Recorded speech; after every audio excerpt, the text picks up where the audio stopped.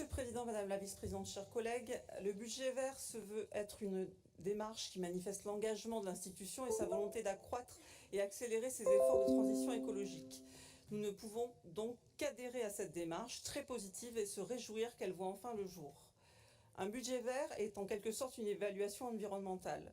Son objectif est de permettre aux élus et aux services de la collectivité d'informer et d'influencer les arbitrages budgétaires, d'améliorer la performance et d'orienter quantitativement et qualitativement davantage de dépenses vers la transition écologique.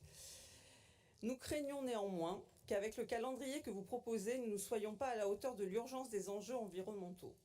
Nous ne pouvons qu'approuver une phase expérimentale qui est indissociable d'une mise en œuvre qualitative de cet outil, mais nous regrettons fortement que celle-ci n'ait pas vu le jour il y a plusieurs années déjà, comme notre groupe vous l'avait suggéré et comme cela a été fait dans d'autres régions. Un budget vert est censé aider la collectivité avant l'élaboration de son budget primitif à redresser la barre et à orienter ses politiques publiques. Devrons-nous attendre 2028 pour cela? Il sera trop tard.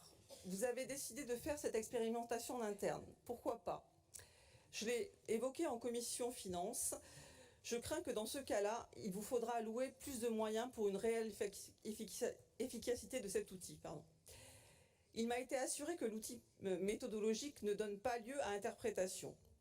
Nous craignons que cet aspect formaliste mette rapidement en évidence des manquements, vous l'avez vous-même évoqué. Nous savons tous que faire de la transition écologique n'est pas une question d'article budgétaire ou juste de catégorisation par type de dépenses. La méthode que vous avez décidé d'utiliser est à notre sens intéressante, mais ne peut rester que la première phase de l'élaboration de ce budget vert. Vous ne l'ignorez pas, un projet qui paraît vertueux en surface peut néanmoins avoir des conséquences néfastes sur l'environnement. Je reprendrai le même exemple que Madame Derville. C'est le cas par exemple des méthanisateurs à échelle démesurée qui entraînent la culture de terres agricoles, non plus pour nourrir la population, mais pour alimenter le méthaniseur. Je m'interroge sur la classification qui en sera faite. J'espère à minima que ces dépenses seront classées dans la catégorie à approfondir ou indéfinie méthodologique. Ou bien la création d'une ligne ferroviaire qui, à première vue, semblerait une dépense favorable. Comment celle-ci peut être considérée comme une dépense favorable quand il s'agit d'un projet démesuré et destructeur de biodiversité? Vous prendrez certainement la peine de nous répondre que tout cela sera compensé, mais nous savons tous que ce qui sera détruit sur un projet de telle ampleur ne pourra être compensé à la hauteur des conséquences environnementales catastrophiques qu'il aura produites. Cette compensation n'est qu'un moyen de se donner bonne conscience. Nous serions donc curieux de connaître comment vont être classées les dépenses dédiées à votre projet GPSO. Sans remettre en cause la motivation et la qualité de travail des services, j'ai également demandé en commission si vous prévoyez un audit extérieur. Il m'a été répondu que cela avait un coût, je n'en doute pas.